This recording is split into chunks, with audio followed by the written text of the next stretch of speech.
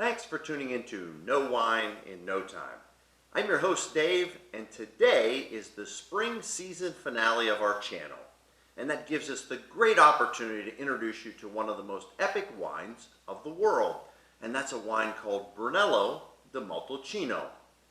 So Brunello di Montalcino was one of 4 different wines to actually start the DOCG system. And that was back in 1980.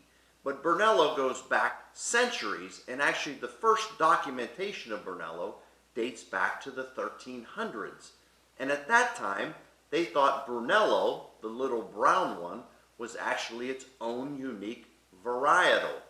However, testing has taught us since that Brunello is actually Sangiovese, and in Montalcino, they call that grape Sangiovese Grosso.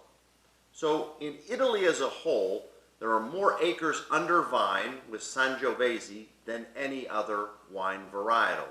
So with all those plantings, what makes this wine so special when compared to all the others? And the first thing is the terroir of Montalcino itself. So Montalcino is a town in southern Tuscany, and it's set up on the top of a hill at about 1,800 feet above sea level. And the vineyards are all around the town in the foothills. And those vineyards are actually mostly placed in an attitude towards the south or the west so that they get the maximum amount of sunshine. Now, Montalcino also benefits from Tuscany's driest and also most sunny climate. So that's 2 really beneficial things. The third thing that makes this wine so unique is the variety of different soil types. So in Montalcino itself, we have schist, we have marl, we have clay, we have limestone, and we also have volcanic soil. So really all of the different soil types in one small area. There's even talk right now in Montalcino about creating 8 sub-classifications which actually target all these different soil types. So you may see future Brunello de Montalcinos have a subtype on them as well. It's not there today, but it might actually get there. So terroir is very important in setting this wine apart from other wines in the world, but also how that wine is made is very important. We had mentioned Sangiovese Grosso before. By law, a Brunello de Montalcino must be 100% Sangiovese, so 100% of the same varietal. But unlike other areas that produce Sangiovese-based wines like Chianti, this wine has extended maceration periods. So think about what maceration is. When we crush the fruit itself, we're getting the colors and the tannins from the skins. So the longer we leave those skins in and allow those flavors to macerate, the more full-bodied our wine will be in the end. So extended maceration, also extended fermentation. These wines tend to be extremely dry and extremely acidic because we're giving the yeast the chance to act on the sugars to produce alcohol. So higher alcohol and drier wines. Also, aging. By law, Brunello de Montalcinos must be aged a minimum of 2 years in oak, and then generally they're aged another 2 years in the bottle. So usually 4 years before those wines can even be sold. So this sets the wine up to be extremely tannic, high in acidity, very full-bodied, a little bit oaky, and also having the ability to age for decades. One of the things that I like to do is I'm a big fan of vintage charts. So we look at vintage charts and we try to see what years Tuscany and other parts of the world had absolutely perfect grape ripening. And when you look at those vintage charts, you can go out and target those wines, purchase those wines. I always say get one first, pull the cork, see what you think. If the wine is structured properly, in other words, acid, fruit, tannin, alcohol, and wood, all singing at the same level, then that wine will age beautifully. So what I like to do in those really good years is invest in a case or more of the wine, lay that down and allow it to age for at least a decade, and then start to revisit the wine as it goes.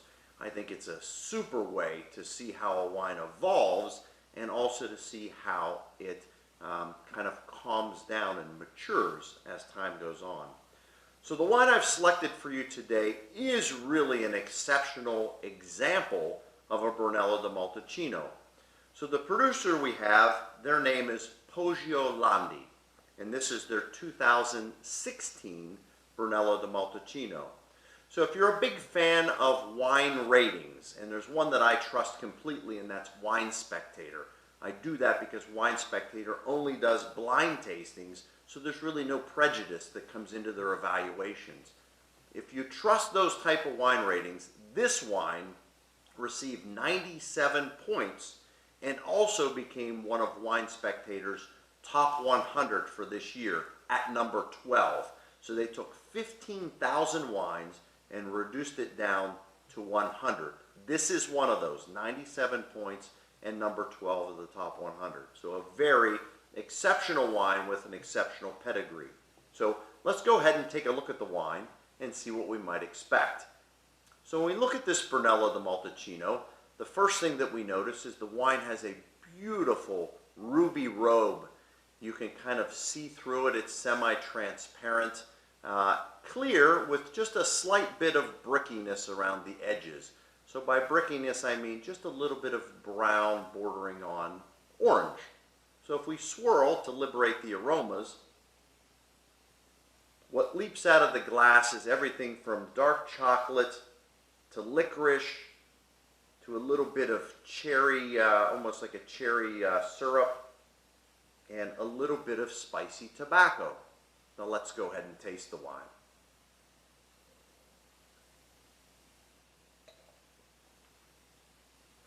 Wow. So as the Poggio Landi rolls across the palate, really front to back, north to south, we're really getting incredible flavor receptors. Now, one of the things about this wine is that being a 2016 vintage and with it being 2022, it really is just a baby in Brunello world.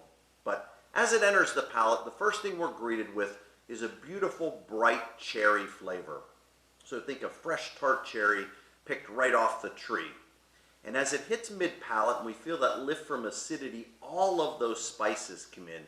That slight bit of licorice stripe, and also the beautiful, almost like a cherry pipe tobacco, and a little bit of leather there.